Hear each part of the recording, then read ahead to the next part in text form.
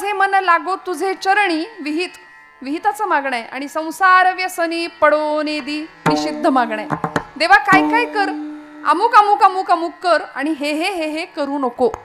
संतांनी मागणं मागितलं. उद्या काल्याची सेवा आहे म्हणून आज उपांत्य दिवसाला मी जागराचा मागणीपर अभंग घेतलाय. संप्रदायाचा दंडक आहे आदल्या दिवशी मागणीपर अभंग सांगावा. आणि काय मागायचं, भगवंताकडं मागायचं काय. खरं तर त्यांनी सगळं दिलंय. तो दाता आहे, त्यांनी दिलंय हे आमच्या लक्षात येत नाही म्हणून आमची झोळी कायम फाटलेली आहे. कायम आम्हाला मागायची इच्छा होते.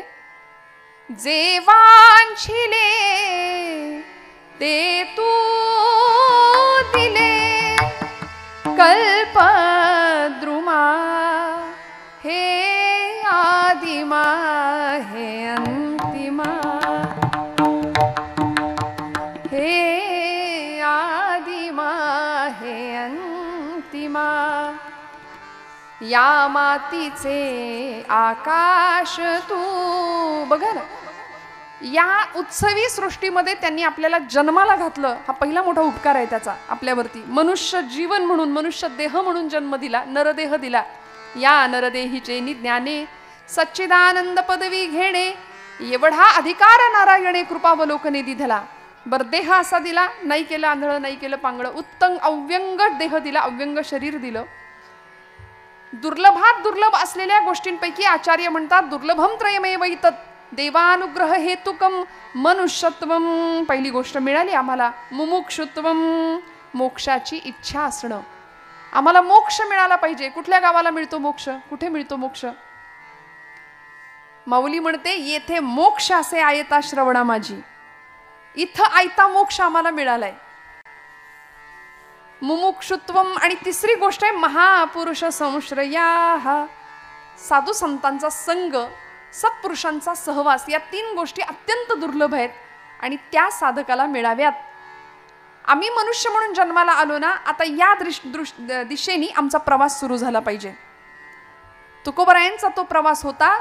साधकावस्थेतली धडपड तुकोबरायांची इतकी विलक्षण होती की प्रपंच बाजूला ठेवला आणि परमार्थ करण्याकरता 8-8, 15-15 दिवस सतत बाहेर असायचे. सतत, एकदा आळंदी, एकदा पंढरपूर, भामचंद्राचा डोंगर. आणि त्या डोंगरावरती तुकोबरायांचे अभंग प्रसृत झाले. सुंदर पद्धतीने तुकोबरायांनी अभंग जन्माला घातले. महाज्ञान देती जगाला अभंग, जया भंग नाही असे ते अभंग. आज आमचा समाज दुभंग होतोय ना, पण संत वाङ्मय अभंग आहे. आणि दुभंगणाऱ्या समाजाला अभंग करण्याचं शाश्वत सामर्थ्य जर कशात असेल ना, तर ते संत वाङ्मयात आहे. महिला वर्ग, मी नेहमी असं सांगते, आपण एसटीने प्रवास करता की नाही. सगळे करत नसला तरी हो म्हणा ना. करता ना. लाल डब्यात कधी बसलाय तुम्ही? जागे आहात ना सगळे. हे आपल्यातलं अंतर खूप झालंय मला असं वाटतं, उंचावर असल्या कारणाने. पण सगळे बोला, आपण एसटीने प्रवास करतो. महिला वर्ग, आपण आता सध्या सगळ्या लाडक्या बहिणी आहे, त्यामुळे आपल्या सगळीकडे आपला आवाज आहे की नाही. आपण एसटीने प्रवास करता, काय हट्ट असतो आपला, कुठं बसलं पाहिजे, एसटीत कुठे बसावं. ते तर इथलं वाघोली, डोमखेली या परिसरामध्ये तुम्हाला तितका अनुभव नसेल कदाचित एसटीचा प्रवास करण्याचा. पण काय आग्रह असतो आमचा एसटीच्या, त्या एसटीमध्ये कुठं बसलं पाहिजे, आपण पुढं बसण्याचा आग्रह असतो आमचा. मागे बसलो की सगळी आदळापट होते म्हणाले, म्हणून पुढं बसावं. ड्रायव्हर पासून जेवढ्या जवळ आम्ही बसू तेवढी धक्के दणके कमी बसतात. ड्रायव्हर पासून जितक्या लांब जाऊ तेवढी सगळी आदळापट असते. मग हे साधं एसटी ड्रायव्हरच्या बाबतीत आहे. अखिल कोट ब्रह्मांडाचा नायक, जगत चालक आपण म्हणतो परमात्म्याला. स्टेरिंग त्याच्या हातात आहे की नाही. क्लच, गिअर, ब्रेक सगळं त्याच्या हातात आहे, सगळं त्याच्या हातात आहे. मग त्या भगवंतापासून, त्या चालकापासून आपण जितके जवळ तितके धक्के दणके कमी आहेत आयुष्यामध्ये, या जीवनाच्या प्रवासामध्ये. त्या जगत चालकापासून आपण जितके लांब जाऊ ना तितकी सगळी आदळापट आहे, लक्षात ठेवा. सगळी आदळापट आहे. मग तक्रार नाही करायची. आम्ही फार तक्रारी करतो, देवानं आमचं काहीच चांगलं नाही केलं. संतांच्या आयुष्यात काय होतं, ब्रह्मचैतन्य आपले गोंदवलेकर महाराज सातारचे फार सुंदर सांगतात. महाराज म्हणतात, प्रपंचातली प्रतिकूलता, बघा, प्रपंचातली प्रतिकूलता ही परमार्थाची अनुकूलता ठरते. प्रपंच प्रतिकूल असला ना की आमचा परमार्थ अनुकूल असतो. हे संतांचं सिद्धांत आहे, हे तत्व आहे. कारण प्रपंच सुखाचा असेल तर देव कुणालाच आठवत नाही, देव नाही आठवत. वेदना भगवंताकडे लवकर घेऊन जाते. माझी वाक्य लक्ष देऊ नका. आमची वेदना भगवंताला आम्हाला जवळ करायला भाग पडते. दुख में सुमिरन सब करे, सुख में करे नकोय, जो सुख में सुमिरन करे तो दुःख कहा से होय. आणि आम्ही अशी लबाड माणसं आहे की दुःखात भगवंत आठवतो. तुकोबराय म्हणतात, तिन्ही त्रिकाळ सर्व काळ तुझा संग मला लागला पाहिजे, तुझ्या नामाचा छंद मला लागावा. गोविंद गोविंद मना लागलिया छंद. भगवंताच्या रूपाचा, गुणांचा सुद्धा जीवाला छंद लागावा ही अपेक्षा आहे संतांची. काही लोकांना छंद असतो, काही मंडळी छानदिष्ट असतात. विषय सोडून द्या, फार मी स्पष्टीकरण देत नाही.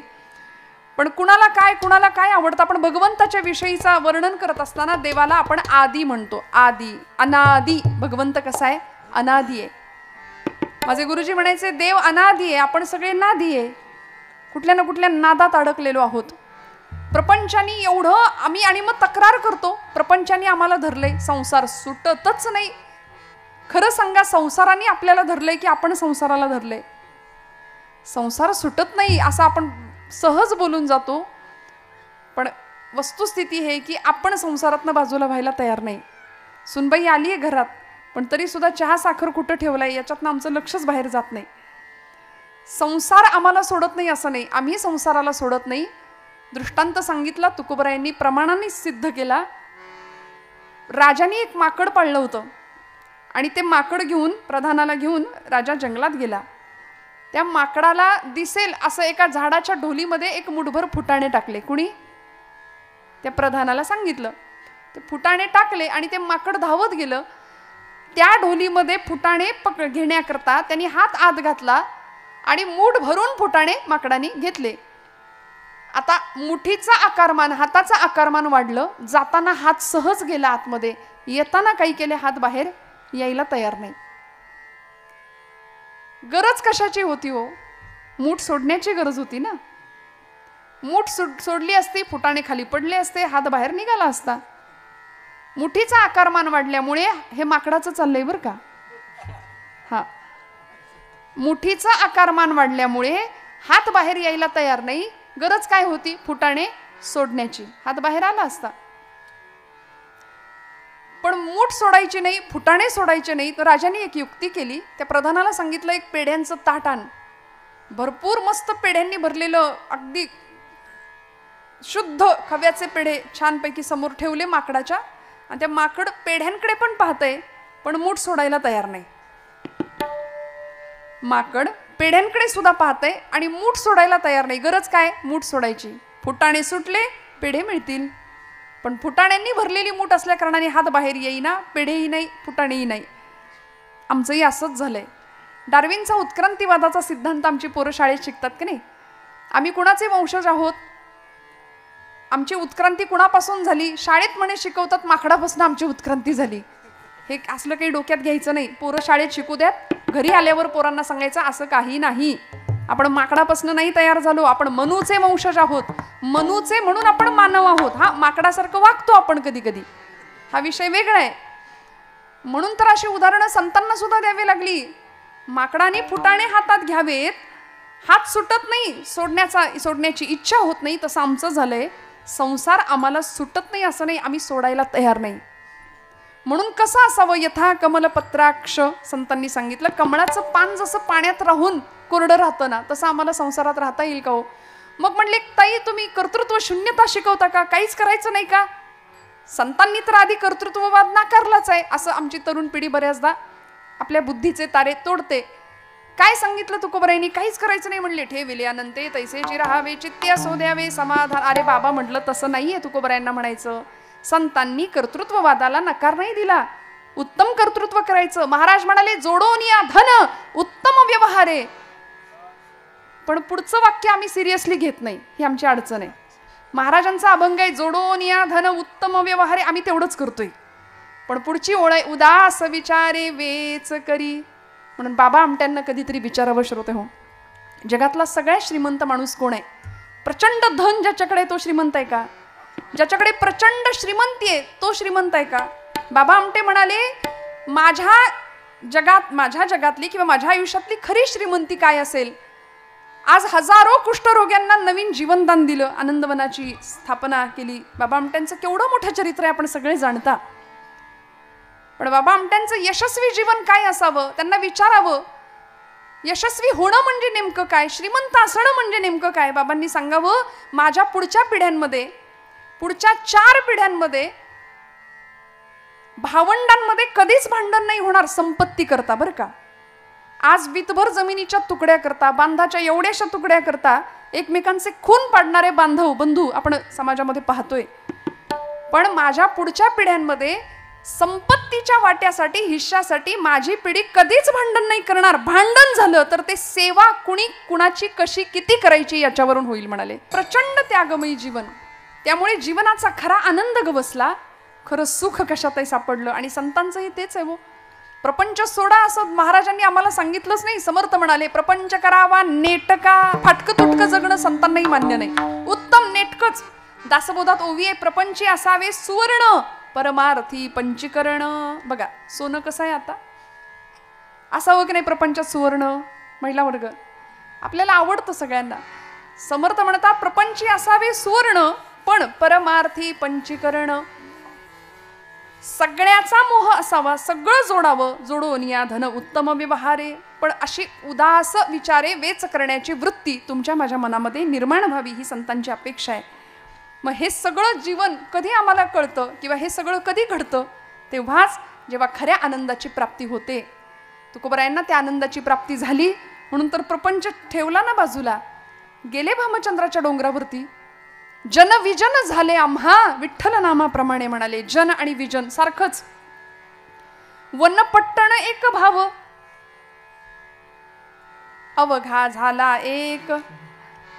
वन आणि पट्टण, जंगल आणि शहर एकच झालं आमच्यासाठी. आम्हाला फरक नाही पडला कशाचा. तुका म्हणे, होय मनाशी संवाद आपुलाची वाद आपणासी. तुका म्हणे, होय मनाशी संवाद आपुलाची वाद आपणासी. काय आनंद होता तुकोबरायांच्या जीवनामध्ये. अहो घरामध्ये 18 विश्व दारिद्र्य.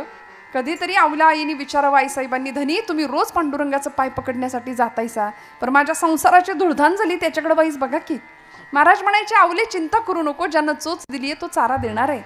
एखाद्या शेताची राखण करण्याचं काम तुकोबरायांना मिळावं, पण ते काम करताना सुद्धा महाराज म्हणायचे, सदा माझे डोळे जडो तुझी मूर्ती. सदा माझे डोळे जडो तुझी मूर्ती. सदा माझे डोळे जडो तुझी मूर्ती. सदा माझे डोळे जडो तुझी मूर्ती.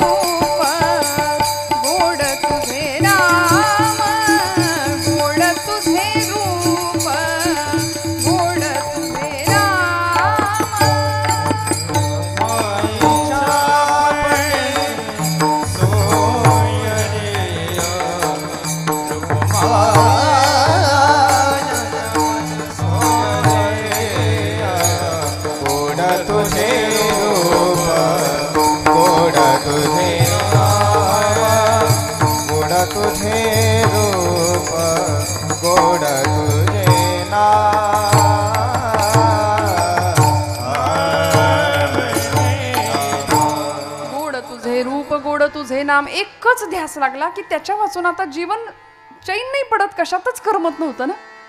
म्हणून एखाद्या शेताची राखण जर तुकोबरायांना करायची वेळ आली, ऊसाची राखण महाराजांनी करावी. त्या ऊसाच्या मालकांनी घरी जाताना एक ऊसाची मुळी महाराजांच्या खांद्यावर द्यावी. ती मुळी महाराजांनी घ्यावी आणि घरी यावं. घरी येत असताना काही लहान लहान लहान लहान मुलं महाराजांच्या मागे पुढे, काहींनी मागून घेतले, काहींनी मागून घेतले. संपली ना ऊस, मुळी संपली सगळी. अगदी 2-3 कांडकं शिल्लक राहिली ऊसाची. ते घेऊन तुकोबराय घरी आले आणि लेकरं आली धावत. लेकरांच्या हातामध्ये एक ऊसाचं कांडकं दिलं, आमच्या आईसाहेबांच्या हातात एक दिलं, पांडुरंगासमोर एक ठेवलं. आणि पांडुरंगासमोर तुकोबराई बसले की रामकृष्ण हरी भजन सुरू केलं. अवलम आल्या, आईसाहेब आल्या, जिजाई आईसाहेब, आणि वर्णन आहे चरित्रामध्ये, ते उसाचं दांडकं तुकोबरायांच्या पाठीत घातलं जिजाई आईसाहेबांनी. आणि मग तुकोबराय म्हणतात, आवले आवले मला ठाऊक आहे ग, मला दिल्याशिवाय तू काही एकटीनं खायची नाही ऊस. हा प्रपंच होता तुकोबरायांचा. कुठेच कसलीच तक्रार नाही केली. तुका शेठ होते एकेकाळचे. तुका राम नाम घेता कापे यम. हा दरारा होता व्यक्तित्वाचा, चरित्राचा. जीवन वैराग्याचे मूर्तिमंत पुतळे तुकोबरायांना आपण म्हणतो. आपण कायम वैतागलेले असतो. वैराग्य कधी येणार आयुष्यात? आपण कायम वैताग, कायम विकारांनी ग्रस्त असलेलं आमचं जीवन. तुकोबराय एका विलक्षण भावावस्थेत जातात आणि तुकोबराय पांडुरंगाशी नातं जोडतात. भगवंता, हा अपूर्ण असलेला जीव पूर्णत्वाच्या दिशेने प्रवास करतोय, तू पूर्ण आहेस. वैदिक गणित सांगतं, ओम पूर्णमिदः पूर्णमदं पूर्णात् पूर्णमुदच्यते पूर्णस्य पूर्णमादाय पूर्णमेवावशिष्यते. तू पूर्ण आहेस, ब्रह्म पूर्ण आहे. आणि मग आम्हालाही त्या ब्रह्माची अनुभूती घेता यावी, आम्हालाही तो ब्रह्मरस चाकता यावा, याकरता आता सिद्धावस्थेच्या दिशेने आमचा प्रवास सुरू आहे. देवा, आता तुझ्यात आणि माझ्यात अंतर नाही पडता कामा. आणि आता भगवंताला सांगतायत, आता देवा इथून पुढे आता तुझं माझं सख्य जुळलं ना, मी भक्त तू देव ऐसे करी. आता तुझं माझं नातं देवभक्ताचं आहे, तुझं माझं नातं मालक नोकराचं आहे, तुझं माझं नातं आई आणि बाळाचं आहे. तुका म्हणे माता वाहे तान्हुल्याची चिंता. त्यामुळे आईच्या ठिकाणी भगवंताला पाहिलं, आता तुझ्यात आणि माझ्यात अंतर देऊ नकोस, कारण आता माझ्या भावा अंतराय नको देवा. ज्या भावावस्थेला तुकोबराई गेलेत त्यांना माहितीये की भावाशिवाय भगवंताची प्राप्ती होऊ शकत नाही. काष्ठेन विद्यते देवो न पाषाणे न मृण्मये भावो हि विद्यते देवो तस्मात् भावो हि कारणम. म्हणून मी मगाशी एक विधान केलं की भाव हा भक्तीचा सौभाग्य तिलक आहे.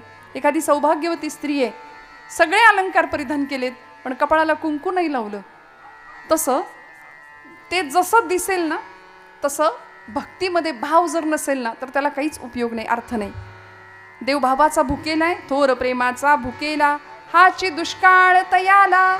आणि देवाला सुद्धा तेच हवंय जे जनाबाईंनी दिलं होतं, जे नामदेव महाराजांनी दिलं होतं. रडायचे नामदेव महाराज पांडुरंगासाठी, जनाबाई आईसाहेब रडायच्या, पांडुरंगा सख्या येणारे म्हणायच्या.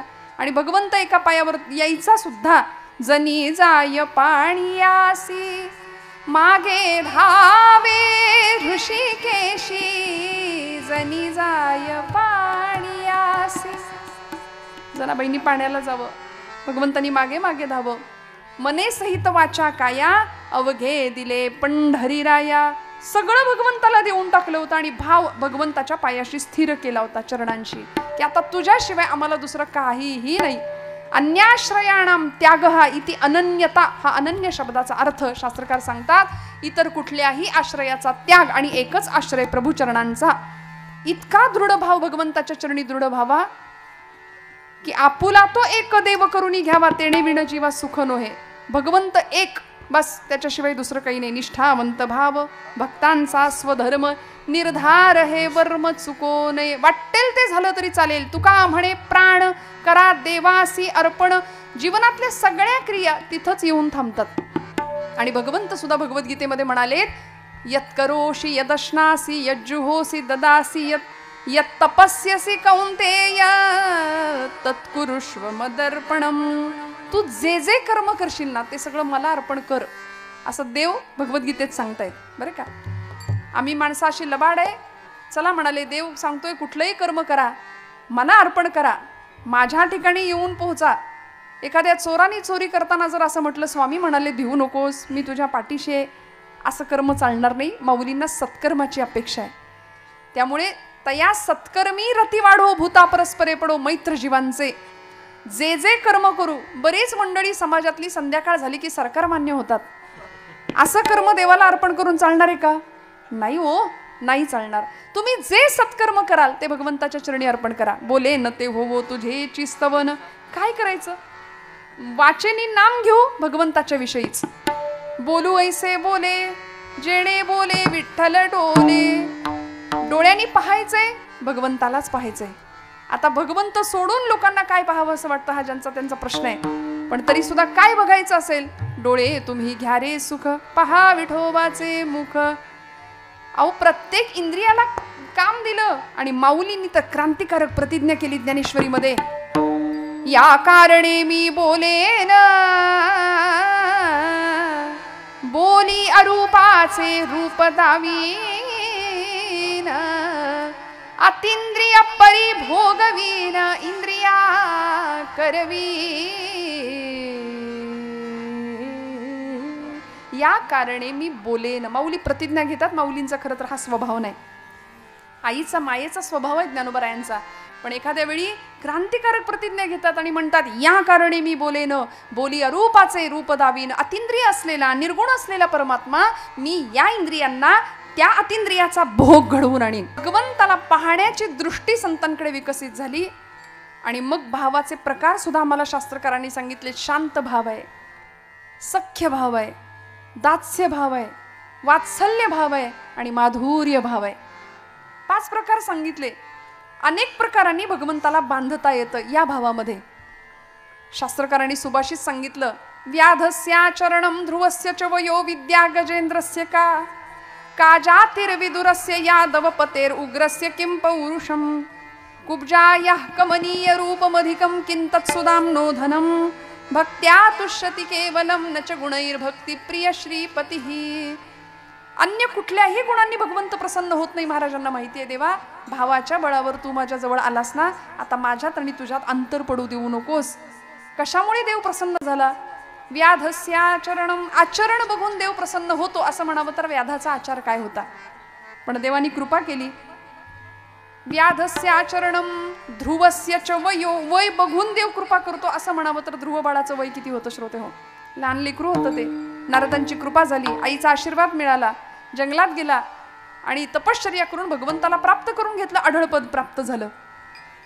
व्याधस्याचरणं ध्रुवस्य च वयो विद्या गजेंद्रस्य का. गजेंद्र, भागवतात कथा आहे गजेंद्र मोक्षाची. पशुकुळात जन्माला आलेला तो गजेंद्र पशु योनीमध्ये असताना सुद्धा भगवंताला प्राप्त केलं. काय विद्या होती त्याच्याजवळ? काही नाही, पण भगवंत कृपाशीर्वाद मिळाले भगवंतांचे. का जातिर्विदुरस्य यादवपतेर उग्रस्य किं पौरुषम. विदुराचं जात बघून देव कृपा करतो असं म्हणावं तर विदुर आमचे दासीपुत्र होते, भगवंतांनी कृपा केली. ज्यावेळी शिष्टाई करता हस्तिनापूरला देव आले होते ना, त्यावेळी भगवंत दुर्योधनांनी त्यांना बोलवणं पाठवलं होतं, निमंत्रण पाठवलं होतं. आणि पूर्व काळापासूनची ही पद्धत आहे की म्हणाले याला जेवायला घालूया चांगलं चमचमीत आणि आपल्या बाजूला वळतं करून घेऊया. हे म्हणून तर आदल्या रात्री मतं बदलतात की नाही. मग हे पूर्वीपासून आहे, इतिहासाची हिस्ट्री रिपीट होत राहते. भगवंतांना आपल्या बाजूला वळतं करून घेऊया, त्याला बोलवूया, त्याला जेवायला घालूया, हा दुर्योधनाचा डाव होता. पण भगवंत म्हणाले अन्न कुणाच्या घरचं खावं हे सुद्धा भगवंत आम्हाला शिकवतात. अन्नात जायते बुद्धीही म्हटलंय. कुणाच्या घरचं अन्न सेवन करावं, कुठलं अन्न सेवन करावं? दुर्योधनाच्या घरचं मी नाही सेवन करणार म्हणाले. विदुर काकांकडे पाहिलं आणि विदुरांना वाटत होतं की देव माझ्या घरी येईल का. भाव होता मनातला, अत्यंतिक शुद्ध भाव होता विदुरजींचा. विदुरजी घरी गेले, भगवंत दारात उभे राहिले आणि कडी वाजवली. काका काका मी आलोय म्हणाले, मला जेवायला वाडा भूक लागलीये. बघा श्रोते हो, आमचं वर्तन असं असावं, आमचं वागणं असं असावं की एक दिवस देवानी येऊन आमची सुद्धा कडी वाजवावी की दार उघडा मी आलोय म्हणून. विदुरजींच्या दारात भगवंत उभेत आणि भगवंत अशांच्याच दारात येतो.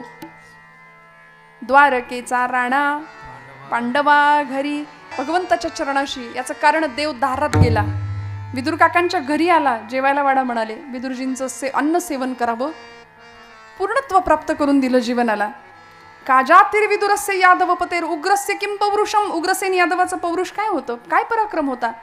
उग्रसेन यादवांना कैदेमध्ये टाकून कंसानी त्यांचा मुकुट स्वतःच्या डोक्यावर घेतला आणि राज्यकारभार करत होता, अनन्वित अत्याचार करत होता लोकांवरती. पण भगवंतांनी उग्रसेन यादवांनी भगवंतांचं स्मरण केल्यामुळे त्यांचा उद्धार केला. कंसाला मारलं आणि खरंय कंस मारावाच लागतो, कंस सोडवावाच लागतो, तेव्हा गणित सुटतं. आता हे मराठी मीडियमच्या पोरांना कळेल, इंग्लिश मीडियमच्या मुलांना कळेल की नाही मला माहिती नाही. आमचे गुरुजी लहानपणी सांगायचे गणित सुटायचं असेल तर कंस सोडवावा लागतो, मग गणित आपोआप सुटतं. कृष्ण परमात्म्याने आधी कंसाला सोडवलं, पुढची गणितं आपोआप सुटत गेली. कंसाला आपल्या मुष्टियुद्धाच्या मुष्टीने प्रहार केला, त्रैलोक्याचा भार होऊन भगवंत कंसावरती कोसळले. आणि कंसाला मारलं आणि मग राज्यपद पुन्हा उग्रसेनांनाच दिलं. स्वतः बसले असते तरी कुणी काही म्हटलं नसतं, पण त्याचं वर्णन आहे, त्याचा स्वभाव आहे, तू तो उदारांचा राणा, द्यायला येतं भगवंताला. तो बसू शकला असता. अहो जरासंधाला मारलं, मग त्याचं अख्खं साम्राज्य भगवंतांनी स्वतःच्या ताब्यात घेऊ शकला असता, पण नाही, जरासंधाच्या पोराला देऊन टाकलं. स्वतः नामानिराळे राहिले, आयुष्यभर हसत राहिले आणि हसवत राहिले. भगवंतांच्या जर चरित्राचा आपण बारकाईने अभ्यास केला ना तर आपल्याला कळतं देवाकडं किती दुःख होतं, प्रचंड दुःख होतं. जन्माला आल्यापासून शेवटपर्यंत, पूर्ण अवतार समाप्त करेपर्यंत भगवंत अत्यंत दुःखी होते वेळोवेळी, पण तरी सुद्धा हसत राहिले. सगळं स्वीकारलं, सगळी नाती भगवंतांनी उत्तम निभावली आहेत, उत्तम. उग्रस्य किं पौरुषम कुब्जायाः कमनीय रूपमधिकं किंतत् सुदाम्नो धनम. काय बघितलं भक्ताचं? कुब्जेचं रूप काय होतं? रूप बघून देव प्रसन्न होतो, कृपा करतो असं म्हणावं तर 3 ठिकाणी वक्र असलेली कुब्जा. भगवंत मथुरेमध्ये ज्यावेळी पहिल्यांदा पाऊल ठेवलं त्यावेळी कुब्जेने भगवंतांना पाहिलं. कुब्जा ही कंसाची ब्युटिशियन होती बरं का, असं म्हटलं की आता पटकन कळेल तुम्हाला. म्हणजे तिच्या हातामध्ये तो गंध लेपन करण्याकरता ती कंसाला जायची.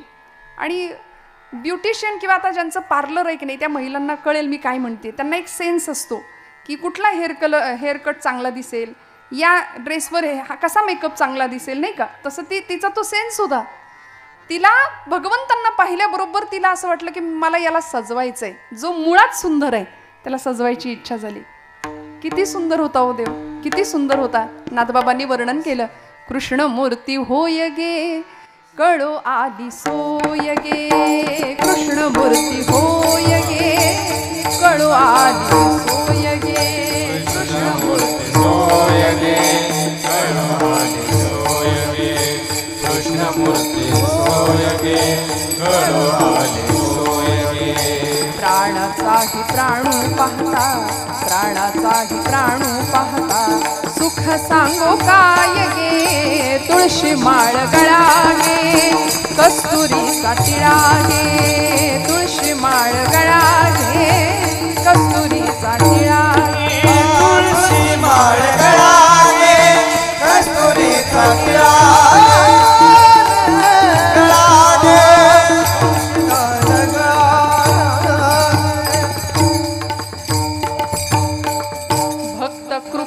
माय गे, ओळखिली विठाई गे, एका जनार्दनी विठो जोडियले पाय गे, तुळशी माळ गळा गे, कस्तुरीचा टिळा गे. किती गोड आहे भगवंत. आणि कुब्जा भगवंतांच्या समोर जाते आणि देवाला म्हणते, देवा कृष्णा तुला सजवू का, तुला नटवू का. आणि भगवंतांनी तिच्या मनातला भाव जाणला आणि तिला हाक मारली, हे सुंदरी. अश्रुधारा व्हायला लागल्या डोळ्यातनं. अरे देवा, सगळी मथुरा मला मी कुरूप आहे म्हणून कुब्जा म्हणते आणि तुला मी सुंदर दिसले. भगवंतांचं वाक्य आहे, ऐका. भगवंत सांगतात, आपली भारतीय संस्कृती, आपलं अध्यात्म हे बाह्य सौंदर्याला नाही, आत्म्याच्या सौंदर्याला महत्त्व देतं. आम्ही आंतरिक सौंदर्यवान आहोत का याचा ज्याचा त्यांनी विचार करायचा. आमच्या हृदयामध्ये खरंच विकार भरलेत का. ते 6 भाडेकरू आम्ही ठेवलेत प्रत्येकाने. 6 भाडेकरू आहेत, 6 विकार आहेत. हे भाडेकरू हाकलले पाहिजेत, तेव्हा हृदय स्वच्छ होईल, निर्मळ होईल. मग तुका म्हणे, देह नवे मी हे सरे, उरला उरे विठ्ठल. अशी अवस्था प्राप्त होते. मी आणि तो दोन नाही, देव माझ्यात येऊन स्थिरावला आणि मीच देव झालो. ही अनुभूती तुकोबराय घेतायत. म्हणून तर आता म्हणतात, देवा आता अंतर देऊ नकोस, आता माझ्या भावा अंतराय नको देवा. सुदामजींचं उदाहरण दिलं या श्लोकामध्ये. शेवटी सुदाम्यांचा सुद्धा भावच पाहिला भगवंतांनी. आणि एका मित्राने दुसऱ्या मित्राला देताना मी दिलंय हे सांगायचं सुद्धा नसतं, हे सुद्धा सांगितलं. देवानी सांगितलं नाही मी तुझ्यासाठी काय केलंय. सुदाम्यांनी सुद्धा सांगितलं नाही सुदामजींनी की माझ्याकडं काही नाही देवा, दरिद्रावस्था आहे, नाही सांगितलं. पण दोघांनी एकमेकांचा भाव जाणला आणि उत्तम अशी भक्तीची परिणती सुदामजींना मिळाली. तुकोबराय म्हणतात, असा भाव मी तुझ्या चरणावर ठेवलाय ना, आता तुझ्यात आणि माझ्यात अंतर पडू देऊ नको देवा. आता माझ्या भावा अंतराय नको देवा. तू वाट्याला दिलेलं सगळं प्रारब्ध कर्म मी आनंदाने भोगायला तयार आहे. प्रारब्ध माझ्या भाग्यात जे असेल ते मी स्वीकारलं देवा. जे तू मला दिलंस त्याविषयी तक्रार नाही केली. बघा, संतांनी तक्रारी नाही केल्या, तक्रारी तुम्ही आम्ही करतो. संतांनी दंडवत घालून तुमच्या माझ्या कल्याणाची कामना केली, शाश्वत कल्याणाची. तक्रार संतांनी नाही केली, तक्रार कधी भगवंतांनी नाही केली. महापुरुषांनी, क्रांतिकारकांनी कधीच नाही तक्रार केली. आता उद्या 18 तारीख आहे, परवा तिथी आहे फाल्गुन वद्य तृतीयेची. या देशाला हिंदू पदपादशाहीचं साम्राज्य निर्माण करणारे छत्रपती शिवाजी महाराज यांची जयंती सबंध महाराष्ट्रभर आनंदाने आम्ही हा दिवस साजरा करणार आहे. राजांचं नाव घेतलं तरी मुडद्यात सुद्धा प्राण यावा अशी ताकद आहे या नावामध्ये. रक्त सळसळतं आमचं. शिशिस्त वा वात्सल्य जी जिद्द यांचा त्रिवेणी संगम म्हणजे छत्रपती शिवाजी महाराज आहेत. त्यांना घडवणाऱ्या राजमाता आऊसाहेब जिजाबाई, जी जिद्द, ज्या जाज्वल्य देशप्रेम, बा बाणेदारपणा आणि ईश्वरार्पण बुद्धी म्हणजे जिजाबाई आईसाहेब आहेत. एका मातेनी मुलाला कसं घडवावं, किती उच्चतम मूल्य संस्कार प्रदान करावीत याचा जगासमोर आदर्श घालणारी ही मायलेकर आहेत. फक्त अंगावरचं दूध नाही पाजलं, प्रचंड प्रतिकूलतेतनं घडवलं आपल्या राजाला. का आले भागा ते करीतो पण तुझे नाम उच्चारितो. कारण सामर्थ्य आहे चळवळीचे, जो जो करील तयाचे, परंतु तेथे भगवंताचे अधिष्ठान पाहिजे. लढूनच साम्राज्य मिळवता येईल, त्यागानेच स्वराज्य उभं राहील. भोग असतो तिथे स्वराज्य नसतं. जिथे भोग आहे तिथे नरक राज्य आहे, जिथं त्याग आहे तिथं स्वराज्य आहे. श्रोते हो, आणि असं स्वराज्य 350-400 वर्षापूर्वी या भूमीमध्ये निर्माण केलं गेलं. एका मातेनं आपल्या लेकराच्या डोळ्यामध्ये स्वराज्याचं दिव्य स्वप्न पाहिलं. प्रचंड प्रतिकूलतेतनं राजांना मोठं केलं की ज्या पुण्याच्या आजूबाजूला राख्याचे डोंगर साचलेले आहेत, माणसं परागंदा झालेली, देशोधडीला लागलेली, आपल्याच घरच्या बाया बापड्यांना आपल्या डोळ्यासमोर ओढत आणून, फरफटत आणून अब्रू लुटताना पाहण्यापलीकडं दुसरा इलाज उरला नव्हता. इतकी भीषण परिस्थिती. कित्येक ब्राह्मणी गुजरणी भ्रष्टविल्या, किती एक देशांतरा त्या विकिल्या, किती एक हाल होऊनी मेल्या. असं विलक्षण काळ जो होता, त्या काळामध्ये छत्रपती शिवप्रभूंच्या 5 वर्षाचं वय असताना त्या डोळ्यामध्ये स्वराज्याचं दिव्य अंजन घालणं आणि त्या दृष्टीनं त्याला कार्यप्रवृत्त करणं, हे एका आईनं घडवलेला इतिहास आहे या भूमीमध्ये. म्हणून मी कधी कधी धाडसाने विधान करते, छत्रपती लोकांना वाटतं शंभू महादेवांचा अवतार आहे, पण असं नाही ना झालं. असा देवीला आशीर्वाद दिला, इकडून काहीतरी प्रकाश आला आणि राजे तयार झाले, असं तर नाही झालं. काय कष्ट घेतलेत माझ्या आऊसाहेबांनी, किती झिजल्यात माझ्या आऊसाहेब. तू वाटेल ते कर, वाटेल तसा वाग. नाही आताची आई म्हणते असं. म्हणजे बाळ रडलं की त्या बाळाचा पाळणा टीव्ही समोर येतो. मग आपण तक्रार करतो की पोरगं आमचं बिघडलंय, मोबाईल सोडत नाही.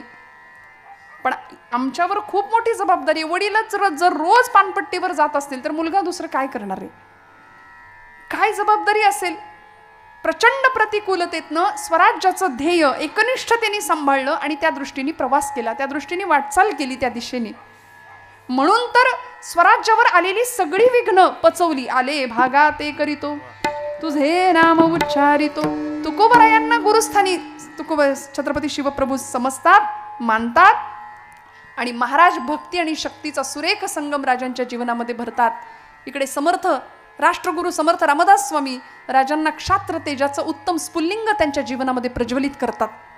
राजे मोठे होतात, अनेक संकट स्वराज्याच्या दिशेने चालून येतात. अफजल खान नावाचं क्रूरकर्मा पठाण प्रतापगडाच्या दिशेने येतो ना, त्यावेळी आदिलशहाच्या दरबारामध्ये चांदीच्या तबकातला तो विडा उचलतो आणि बडी बेगम साहिबाला तो अफजल खान सांगतो कि मैं शिवाजी को पकड़ के लाऊंगा, शिवाजी को पहाड़ का चूहा है उसे यूं पकड़ के लाऊंगा. बड़ी बेगम साहिबा म्हणते ना, चूहे को पकड़ने के लिए कितनी फौज चाहिए? तो अफजल खान म्हणतो यूं ही कोई 20-22 हजार, 22,000 उंदरासाठी. तेवढंच घोडदळ, तेवढंच हत्तीदळ, तेवढंच पायदळ.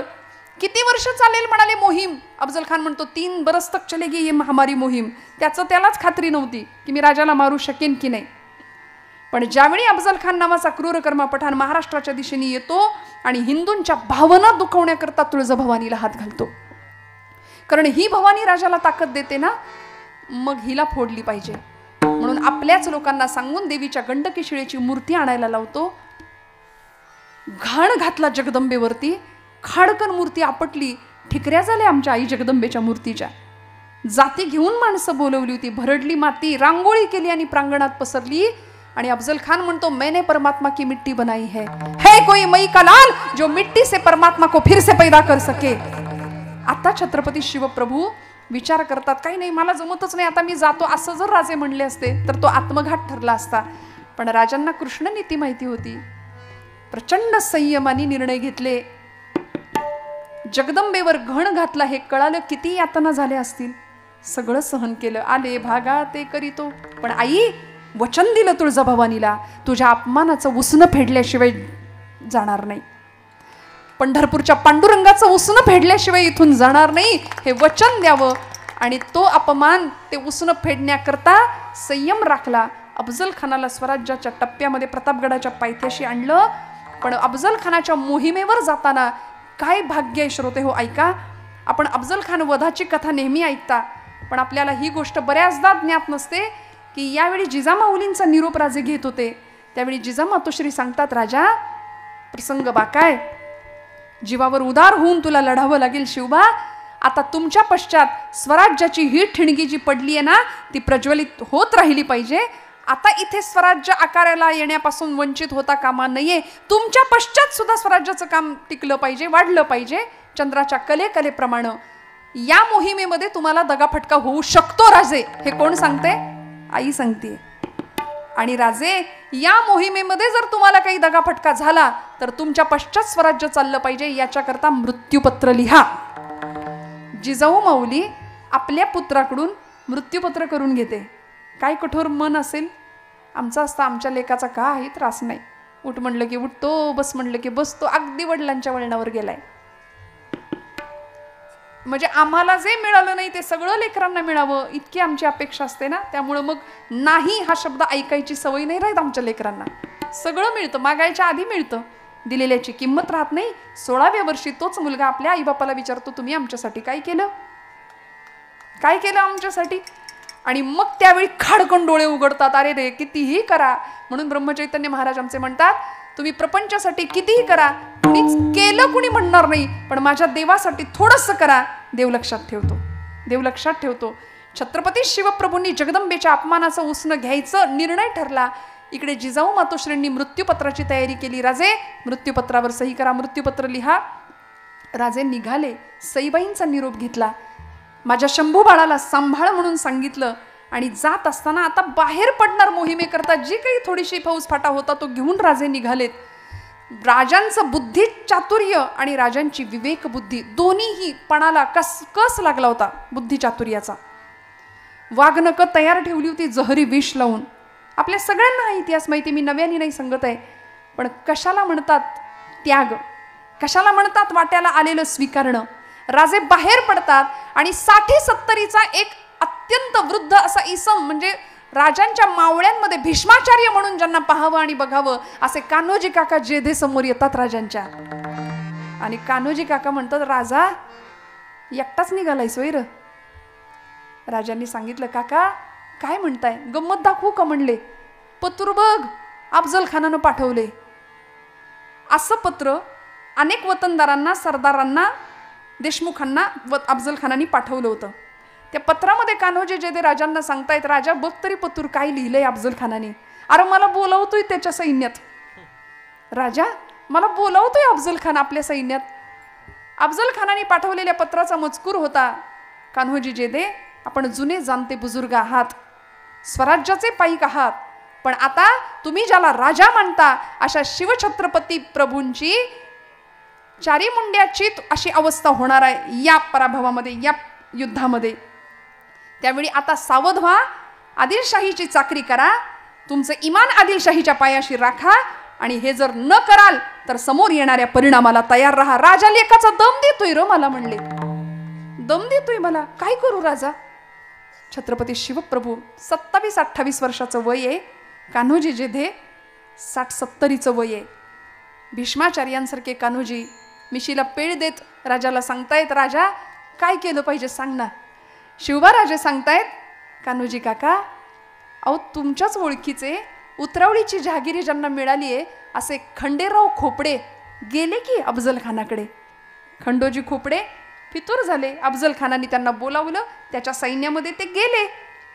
तुम्हीही असंच करा, कारण माझं जहाज आता बुडणार आहे अशी सबंध भारतवर्षाला खात्री आहे. या युद्धामध्ये माझं काही निभाव लागू शकत नाही अशी सगळ्यांना खात्री आहे. मग बुडणाऱ्या जहाजामध्ये आपलं बोचकं कोण आणून ठेवेल?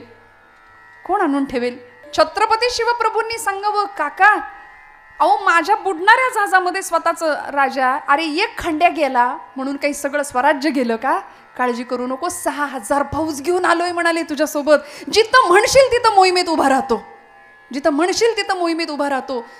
शिवबा राजे 28 वर्षाचं वय आहे, समजून सांगतायत काका तुमचं वतन जाईल, तुमची जहागिरी जाईल, माझ्या नादी लागू नका. ही काट्यावरची वाट आहे, ही विस्तवावरचा मार्ग आहे, माझ्या नादी लागू नका. ऐका, अफजल खानाच्या सैन्यात जायचं असेल तर खुशाल जा. कान्होजी काका तावातावानी आतमध्ये गेले, राजांच्या देवघरामध्ये गेले. तिथं पळी पंचपात्र ठेवलं होतं, तिथलं भांडं उचललं, तुळशीचं एक पान घेतलं, उजव्या हातात तुळशीचं पत्र ठेवलं, पात्रातलं पाणी तुळशी पत्रावर सोडलं आणि पाणी राजांच्या पायावर पडलं. आणि राजांना कान्होजी काका जे ते सांगतात, राजा वतन आणि जहागीर वाहिली इथं या पायावर म्हणले. आता जगायचं तर यासाठीच आणि मरायचं सुद्धा यासाठीच म्हणाले. दोघांनी कडकडून मिठी मारली, एकमेकांना कडकडून मिठी मारली. हे त्यागाचं राज्य होतं.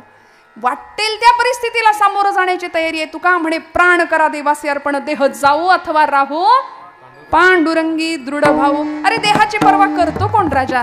ज्या प्रभूंच्या चरित्राबद्दल आपण चर्चा करतो, असं आत्मानं मानुषम म्हणणे रामम दशरथात्मज, ही रामांची चरित्राची ओळख स्वतः प्रभू सांगतात. आत्मानं मानुषम म्हणणे रामम दशरथात्मज, मी रामाचा दशरथाचा आत्मज आहे, मी मुलगा आहे, त्यामुळे मनुष्यत्वाच्या सगळ्या मर्यादा मला लागू पडतात. माझ्या सीताचं हरण झालं त्यावेळी झाडाला, वेलीला, वृक्षाला मी सीते सीते करून रडलो, जसा सामान्य एखादा नवरा रडेल तसा. त्यामुळे मी माणूस म्हणून जन्माला आलो, मनुष्यत्वाच्या सगळ्या मर्यादा आहे. याच्या उलट गोपाळकृष्ण सर्व धर्मान परित्यज्य मामेकम शरणम व्रज, ते त्याच्या आयडेंटिफिकेशन देतात भगवंत. मी कोण? सर्व धर्मान परित्यज्य मामेकम शरणम व्रज. पण भगवान गोपालकृष्ण असू देत किंवा प्रभू रामचंद्र असू दे, आपल्या आपल्या अवतारामध्ये सुद्धा देवांनी किती सहन केलं. शेवटच्या क्षणी कुरुक्षेत्रावर ज्यावेळी सगळा संहार होतो, कौरवांचा निर्वंश होतो, त्यावेळी गांधारी माता शाप देते भगवंतांना की कृष्णा हे सगळं तू जाणीवपूर्वक घडवून आणलंस, तुला शाप देते. आज 100 पुत्रांची आई असून सुद्धा मी निर्वंश झाला माझ्या कौरवांचा, मी निपुत्रिक झाले ना, तुझ्या डोळ्यासमोर यदुवंशाचा नाश होताना तू पाहशील आणि निर्जन वनात एकटा मृत्यूला सामोरा जाशील. भगवंतांनी सहन केला. हा आशीर्वाद सुद्धा, हा शाप सुद्धा आशीर्वाद म्हणून स्वीकार केला. गांधारी मातेला सांगतात, आई आय एक्सेप्ट इट, तुझा शाप सुद्धा मी आशीर्वाद म्हणून स्वीकारतो. स्वीकारलं. इकडे कैकेयी मातेनी रामा अवतारामध्ये ज्यावेळी प्रभूंना वनवासाला जाण्याकरता वचनं मागितली दशरथ राजाकडून, त्यावेळी आत्ता कळालं होतं की उद्या राज्याभिषेक आहे. बघा, आता कळालं होतं आपल्याला उद्या गादीवर बसायचंय. काही वेळानंतर कळतंय गादी विधी काही नाही, वल्कल परिधान करायचे ना, वनवासाला काय होईल, आजच्या रामाचं काय होईल? आकाश पाता सत्य, सगळी भूक सत्तेसाठी, संपत्तीसाठी आहे की नाही, खुर्चीसाठी. आत्ताचा राम काय करेल? का रामांचं चरित्र या देशाच्या तरुण पिढीने ऐकायचं? त्यागाचा सर्वोत्तम आदर्श म्हणजे प्रभू रामचंद्र आहे. का रामप्रभूंचं आणि भरतांचं चरित्र ऐकायचं? 2 भावंडांनी कसं असलं पाहिजे हे सांगणारं भरत आणि रामांचं चरित्र प्रत्येक तरुणाने ऐकावं, प्रत्येकाने ऐकावं. रामप्रभू वनवासाला जायला तितक्याच निर्विकल्प अवस्थेमध्ये तयार झाले. इकडं सीतामाईंना निरोप द्यायला गेले प्रभू रामचंद्र की सीते मी येतो म्हणून. कल्पना करा काय झालं असेल एका सौभाग्यवती स्त्रीचं, पतिव्रतेचं. जनक राजाकडून निरोप आला होता, सीता जानकी निघून ये, बरं का, निघून ये, ते 14 वर्षांचा वनवास झाला की मग तुला मी अयोध्येत पाठवतो, असं वडिलांनी निरोप पाठवला होता. आत्ताची सीता असती तर बॅग भरली असती की नाही लगेच, ते तिकडं वनवास तुमचा बघा, मी चालले माझ्या घरी. पण नाही हो, सीतामाईंकडे ज्यावेळी प्रभू रामचंद्र येतात ना, त्यावेळी आईसाहेब सांगतात, निरोप कसला माझा घेता. महाराष्ट्राचे आधुनिक वाल्मिकी गदी माडगुळकर आणि बाबूजींची चाल. काय सीतामाईंचा त्याग आहे, मी येणार तुमच्या बरोबर, माझा कसला निरोप मागता. निरोप कसला माझा घेता, जेथे राघव तेथे सीता, जेथे राघव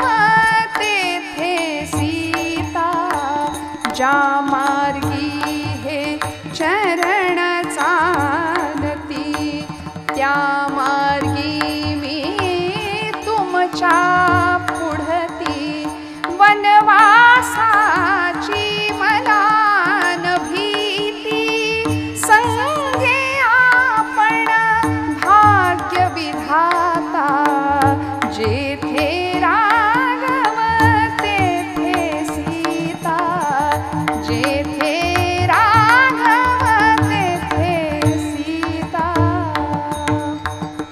हसत मुखाने आई साहेब म्हणून पतिव्रतांमध्ये ज्यांचं नाव आहे अशा अहिल्या, द्रौपदी, सीता, तारा, मंदोदरीस्तताम, पंचकन्यां स्मरे नित्यम वेदवाणी प्रवर्तते, अशा सीतामाईंचा त्याग तुकोबराय म्हणतात, देवा तूही सोसलंस, मग आम्ही सोसलं तर त्यात काय नवल. आता माझ्या भावा अंतराय नको देवा, आले भागा ते करीतो तुझे नाम उच्चारितो, दृढ माझे मन येथे राखावे बांधोन, आले भागा ते करीतो तुझे नाम उच्चारितो. तुकोबरायांनी मागणी मागितली, देवा सगळं मान्य, मी तुझ्या चरणी भाव स्थिर केला, पण माझं मन नावाचं जे प्रकरण आहे ते इतकं नष्ट भ्रष्ट कुलिष्ट आहे, ते सगळीकडे धावतं पण इकडे येत नाही. आपण म्हणतो पोरग ऐकतच नाही, ऐकतच नाही. आई वडिलांच्या तक्रारी असतात की नाही, कार्ट ऐकायलाच तयार नाही, दिवसातनं 10 वेळा आई म्हणते ऐकतच नाही. आई म्हणलं बहिरा आहे का, म्हणलं बहिरा नाही, सगळं ऐकायला येतं पण जेवढं ऐकायला पाहिजे ते ऐकत नाही, नको तेच बरोबर ऐकतं. तसं हे मन नावाचं मूल सुद्धा असंच आहे, नको ते बरोबर ऐकतं. म्हणून तर या मनाला उपदेश करावे लागले समर्थ रामदास स्वामींना, मना सज्जना भक्तिपंथेची जावे, तरी श्रीहरी पाविजे तो स्वभावे, जनी निंद्यते सर्व सोडोनी द्यावे, जनी वंद्यते सर्व भावे करावे. किती सोपं हो, काय अवघड आहे. हरिपाठ आणि मनोबोध हे 2 ग्रंथ असेल सगळ्यांनी जवळ बाळगावेत कायम. मोठी ज्ञानेश्वरी गाथा आपल्याला कायम नाही वागवता आली ठीक आहे, पण निदान हे 2 ग्रंथ असेल. एका हरिपाठासाठी ज्ञानोबांचे 1000 वेळा पाय पकडले तरी कमी ठरतील. हरी हरी हरी मंत्र हा शिवाचा, म्हणती जे वाचा तया मोक्ष. जिवंतपणे मोक्षाची अनुभूती माऊली आम्हाला हरिपाठातनं करून देतात. काय ताकद आहे, आईची माया, पित्याचं प्रेम. आज ज्ञानोबांच्या तुकोबांच्या रूपाने आई आणि बाप, ज्याला कुणी नाही ना त्याला ज्ञानोबा आहेत तुकोबा आहेत, एवढं लक्षात ठेवावं. कारण प्रपंच आम्हाला शेवटपर्यंत टिकत नाही. देव सोयरा देव सोयरा देव सोयरा दीनांचा, तुझे नाम उच्चारितो म्हटलं ना, मनापासून भगवंताचं नाम घ्यावं, तक्रार न करता आलेल्या परिस्थितीचा सामना करावा. म्हणजे प्रतिकूलतेवर सुद्धा मात करणं हे आमच्या महापुरुषांनी आम्हाला शिकवलं, आमच्या संतांनी आम्हाला शिकवलं, देशभक्तांनी देवभक्तांनी सगळ्यांनी शिकवलं. स्वातंत्र्यवीर सावरकरांचं चरित्र आपण जाणता. सावरकर म्हणायचे, देहाकडून देशाकडे जाताना, देहाकडून देवाकडे जाताना मध्ये देश लागतो आणि त्या देशाला मी काहीतरी माझं देणं लागतो. मग इथे आलेल्या प्रत्येक मनुष्य जीवानी ठरवायचं, मी माझ्या गावाला, मी माझ्या मातीला, मी माझ्या समाजाला, मी माझ्या देशाला काहीतरी देणं लागतोय. ते देणं दिल्याशिवाय इथून जायचं नाही. भगवंताला जे आवडतं ते त्याचं नाम त्याला द्यायचं. आणि सध्या नामाशिवाय पर्याय नाही भगवंताच्या. अत्यंत गोड असा तुकोबरायांचा अभंग आहे, आता माझ्या भावा अंतराय नको देवा. श्रोते हो, मी फक्त एक कविता सांगून आपला समारोप घेणार आहे. आमचा हिंदू धर्म ही भगवी पताका, या सगळ्याबद्दल अभिमान वाटावा. सध्या हिंदू जाती जातीमध्ये विभागला जातो आणि मग पतित होण्याची कारणं आहेत अनेक.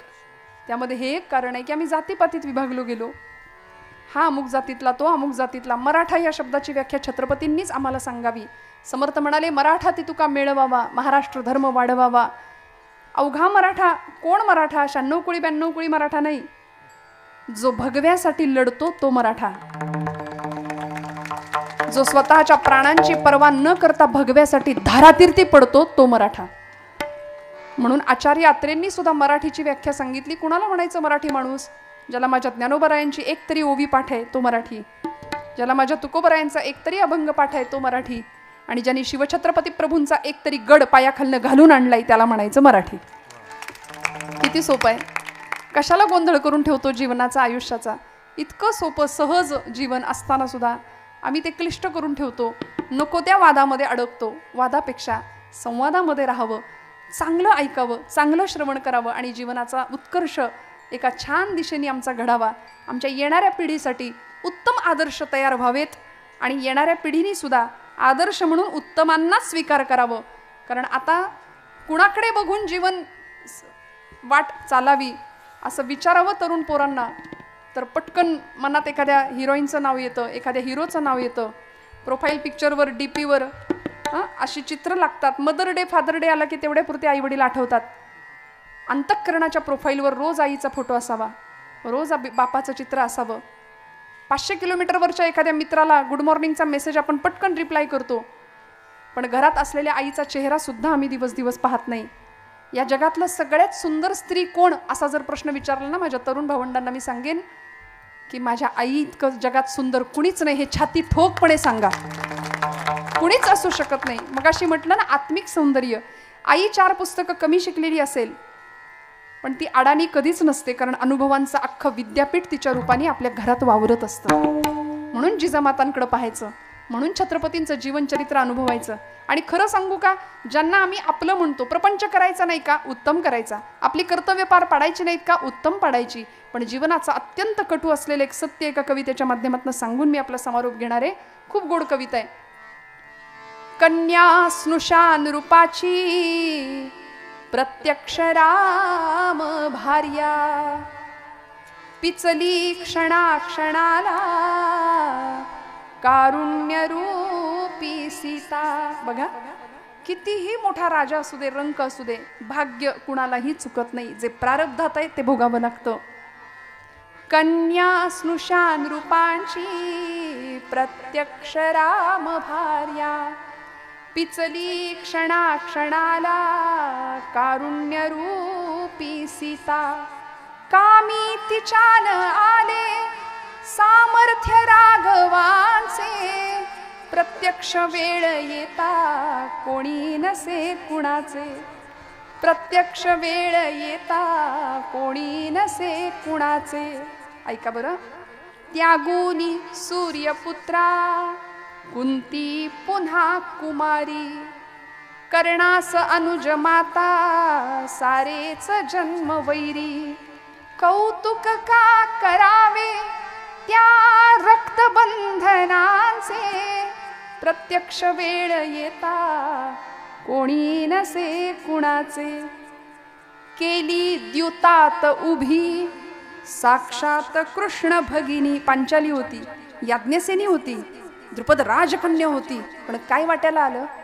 केली द्युतात उभी साक्षात कृष्ण भगिनी, सम्राट पांडवांची रानावनात राणी. पती 5 देव बंधू तरी भोग हे तियेचे, प्रत्यक्ष वेळ येता कोणी नसे कुणाचे. बरं का. ठेवू नको अपेक्षा असल्या जगाकडूनी, निरपेक्ष आचरी तू कर्तव्य प्रेम दोन्ही. मग चालू दे सुखाने अवहेरणे जगाचे, प्रत्यक्ष वेळ येता कोणी नसे कुणाचे. मग हे सगळं जीवन कधी आम्हाला कळतं किंवा हे सगळं कधी घडतं, तेव्हाच जेव्हा खऱ्या आनंदाची प्राप्ती होते. तुकोबरायांना त्या आनंदाची प्राप्ती झाली म्हणून तर प्रपंच ठेवला ना बाजूला, गेले भामचंद्राच्या डोंगरावरती. जन विजन झाले आम्हा विठ्ठल नामाप्रमाणे म्हणाले. जन आणि विजन सारखंच. वन पट्टण एक भाव अवघा झाला एक. वन आणि पट्टण, जंगल आणि शहर एकच झालं आमच्यासाठी. आम्हाला फरक नाही पडला कशाचा. तुका म्हणे होय मनाशी संवाद आपुलाची वाद आपणासी. तुका म्हणे होय मनाशी संवाद आपुलाची वाद आपणासी. काय आनंद होता तुकोबरायांच्या जीवनामध्ये. अहो घरामध्ये 18 विश्व दारिद्र्य. कधीतरी आवला आईने विचारावं, आईसाहेबांनी, धनी तुम्ही रोज पांडुरंगाचं पाय पकडण्यासाठी जातायसा, पण माझ्या संसाराची धुळधाण झाली, त्याच्याकडे वाईस बघा की. महाराज म्हणायचे, आवले चिंता करू नको, ज्यानं चोच दिलीये तो चारा देणार आहे. एखाद्या शेताची राखण करण्याचं काम तुकोबरायांना मिळावं, पण ते काम करताना सुद्धा महाराज म्हणायचे, सदा माझे डोळे जडो तुझी मूर्ती. सदा माझे डोळे जडो तुझी मूर्ती. सदा माझे डोळे जडो तुझी मूर्ती. सदा माझे डोळे जडो तुझी मूर्ती.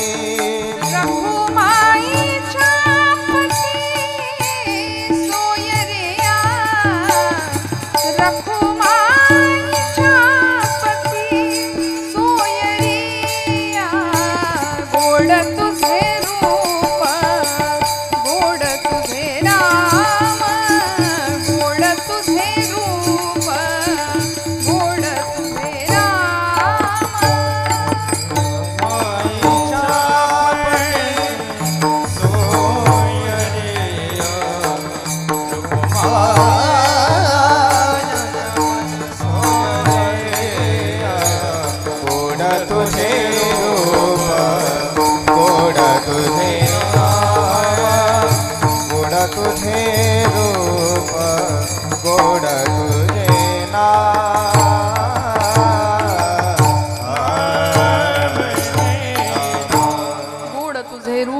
तुझे नाम एकच ध्यास लागला की त्याच्या वाचून आता जीवन चैन नाही पडत, कशातच करमत नव्हतं ना. म्हणून एखाद्या शेताची राखण जर तुकोबरायांना करायची वेळ आली, ऊसाची राखण महाराजांनी करावी. त्या ऊसाच्या मालकांनी घरी जाताना एक ऊसाची मुळी महाराजांच्या खांद्यावर द्यावी, ती मुळी महाराजांनी घ्यावी आणि घरी यावं. घरी येत असताना काही लहान लहान लहान लहान मुलं महाराजांच्या मागे पुढे, काहींनी मागून घेतले काहींनी मागून घेतले. संपली ना ऊस, मुळी संपली सगळी, अगदी 2-3 कांडकं शिल्लक राहिली ऊसाची. ते घेऊन तुकोबराय घरी आले आणि लेकरं आली धावत. लेकरांच्या हातामध्ये एक ऊसाचं कांडकं दिलं, आमच्या आईसाहेबांच्या हातात एक दिलं, पांडुरंगासमोर एक ठेवलं आणि पांडुरंगासमोर तुकोबराय बसले की रामकृष्ण हरी भजन सुरू केलं. अवलम आल्या, आईसाहेब आल्या, जिजाई आईसाहेब, आणि वर्णन आहे चरित्रामध्ये, ते ऊसाचं दांडकं तुकोबरायांच्या पाठीत घातलं जिजाई आईसाहेबांनी. आणि मग तुकोबराय म्हणतात, आवले आवले मला ठाऊक आहे ग, मला दिल्याशिवाय तू काही एकटीनं खायची नाही ऊस. हा प्रपंच होता तुकोबरायांचा. कुठेच कसलीच तक्रार नाही केली. तुका शेठ होते एकेकाळचे, तुका राम नाम घेता कापे यम. हा दरारा होता व्यक्तित्वाचा, चरित्राचा. जीवन वैराग्याचे मूर्तिमंत पुतळे तुकोबरायांना आपण म्हणतो. आपण कायम वैतागलेले असतो. वैराग्य कधी येणार आयुष्यात? आपण कायम वैताग, कायम विकारांनी ग्रस्त असलेलं आमचं जीवन. तुकोबराय एका विलक्षण भावावस्थेत जातात आणि तुकोबराय पांडुरंगाशी नातं जोडतात. भगवंता, हा अपूर्ण असलेला जीव पूर्णत्वाच्या दिशेने प्रवास करतोय, तू पूर्ण आहेस. वैदिक गणित सांगतं, ओम पूर्णमिदः पूर्णमिदं पूर्णात् पूर्णमुदच्यते पूर्णस्य पूर्णमादाय पूर्णमेवावशिष्यते. तू पूर्ण आहेस, ब्रह्म पूर्ण आहे. आणि मग आम्हालाही त्या ब्रह्माची अनुभूती घेता यावी, आम्हालाही तो ब्रह्मरस चाकता यावा, याकरता आता सिद्धावस्थेच्या दिशेने आमचा प्रवास सुरू आहे. देवा, आता तुझ्यात आणि माझ्यात अंतर नाही पडता कामा. आणि आता भगवंताला सांगतायत, आता देवा इथून पुढे आता तुझं माझं सख्य जुळलं ना, मी भक्त तू देव ऐसे करी. आता तुझं माझं नातं देवभक्ताचं आहे, तुझं माझं नातं मालक नोकराचं आहे, तुझं माझं नातं आई आणि बाळाचं आहे. तुका म्हणे माता वाहे तान्हुल्याची चिंता. त्यामुळे आईच्या ठिकाणी भगवंताला पाहिलं, आता तुझ्यात आणि माझ्यात अंतर देऊ नकोस, कारण आता माझ्या भावा अंतराय नको देवा. ज्या भावावस्थेला तुकोबराय गेलेत त्यांना माहितीये की भावाशिवाय भगवंताची प्राप्ती होऊ शकत नाही. काष्ठेन विद्यते देवो न पाषाणे न मृण्मये भावो हि विद्यते देवो तस्मात् भावो हि कारणम. म्हणून मी मगाशी एक विधान केलं की भाव हा भक्तीचा सौभाग्य तिलक आहे. एखादी सौभाग्यवती स्त्री आहे, सगळे अलंकार परिधान केलेत पण कपाळाला कुंकू नाही लावलं, तसं ते जसं दिसेल ना तसं भक्तीमध्ये भाव जर नसेल ना तर त्याला काहीच उपयोग नाही, अर्थ नाही. देव भावाचा भुकेला आहे, थोर प्रेमाचा भुकेला हाची दुष्काळ तयाला. आणि देवाला सुद्धा तेच हवंय जे जनाबाईंनी दिलं होतं, जे नामदेव महाराजांनी दिलं होतं. रडायचे नामदेव महाराज पांडुरंगासाठी, जनाबाई आईसाहेब रडायच्या, पांडुरंगा सख्या येणारे म्हणायच्या. आणि भगवंत एका पायावर यायचा सुद्धा.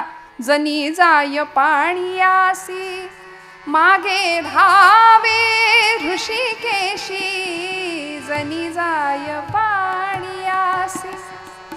जनाबाईंनी पाण्याला जावं, भगवंतांनी मागे मागे धावं. मने सहित वाचा काया अवघे दिले पंढरीराया. सगळं भगवंताला देऊन टाकलं होतं आणि भाव भगवंताच्या पायाशी स्थिर केला होता, चरणांशी, की आता तुझ्याशिवाय आम्हाला दुसरं काहीही नाही.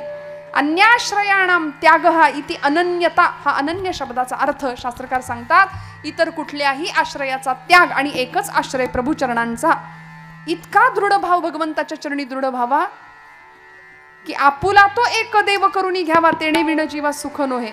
भगवंत एक, बस, त्याच्याशिवाय दुसरं काही नाही. निष्ठावंत भाव भक्तांचा स्वधर्म निर्धार हे वर्म चुको नये. वाटेल ते झालं तरी चालेल. तुका म्हणे प्राण करा देवासी अर्पण. जीवनातल्या सगळ्या क्रिया तिथंच येऊन थांबतात. आणि भगवंत सुद्धा भगवद्गीतेमध्ये म्हणाले, यत्करोषि यदश्नासी यज्जुहोसी ददासी यत् तपस्यसी कौंतेय तत्कुरुष्व मदर्पणम. तू जे जे कर्म करशील ना ते सगळं मला अर्पण कर, असं देव भगवद्गीतेत सांगतायत बरं का. आम्ही माणसं अशी लबाड आहे. चला म्हणाले, देव सांगतोय कुठलंही कर्म करा, मला अर्पण करा, माझ्या ठिकाणी येऊन पोहोचा. एखाद्या चोराने चोरी करताना जर असं म्हटलं, स्वामी म्हणाले भिवू नकोस, मी तुझ्या पाठीशी आहे, असं कर्म चालणार नाही. माऊलींना सत्कर्माची अपेक्षा आहे. त्यामुळे तया सत्कर्मी रती वाढो भूता परस्परे पडो मैत्र जीवांचे. जे जे कर्म करू. बरीच मंडळी समाजातली संध्याकाळ झाली की सरकार मान्य होतात. असं कर्म देवाला अर्पण करून चालणार आहे का? नाही हो, नाही चालणार. तुम्ही जे सत्कर्म कराल ते भगवंताच्या चरणी अर्पण करा. बोले न ते होवो तुझे चिस्तवन. काय करायचं? वाचेनी नाम घेऊ भगवंताच्या विषयीच. बोलू ऐसे बोले जेणे बोले विठ्ठल डोले. डोळ्यांनी पाहायचंय, भगवंतालाच पाहायचंय. आता भगवंत सोडून लोकांना काय पाहावं असं वाटतं, हा ज्यांचा त्यांचा प्रश्न आहे. पण तरी सुद्धा काय बघायचं असेल, डोळे तुम्ही घ्या रे सुख पहा विठोबाचे मुख. अहो, प्रत्येक इंद्रियाला काम दिलं. आणि माऊलींनी तर क्रांतिकारक प्रतिज्ञा केली ज्ञानेश्वरीमध्ये, या कारणे मी बोलेन बोली अरूपाचे रूप दावीन. अतिंद्रिय परिभोगवीन इंद्रिया करवी. या कारणे मी बोलेन. माऊली प्रतिज्ञा घेतात. माऊलींचा खरं तर हा स्वभाव नाही. आईचा मायेचा स्वभाव आहे ज्ञानोबरायांचा. पण एखाद्या वेळी क्रांतिकारक प्रतिज्ञा घेतात आणि म्हणतात, या कारणे मी बोलेन बोली अरूपाचे रूप दावीन. अतिंद्रिय असलेला निर्गुण असलेला परमात्मा मी या इंद्रियांना त्या अतिंद्रियाचा भोग घडवून आणीन. भगवंताला पाहण्याची दृष्टी संतांकडे विकसित झाली. आणि मग भावाचे प्रकार सुद्धा आम्हाला शास्त्रकारांनी सांगितले. शांत भाव आहे, सख्य भाव आहे, दास्य भाव आहे, वात्सल्य भाव आहे आणि माधुर्य भाव आहे. 5 प्रकार सांगितले. अनेक प्रकारांनी भगवंताला बांधता येतं या भावामध्ये. शास्त्रकारांनी सुभाषित सांगितलं, व्याधस्या चरणम ध्रुवस्य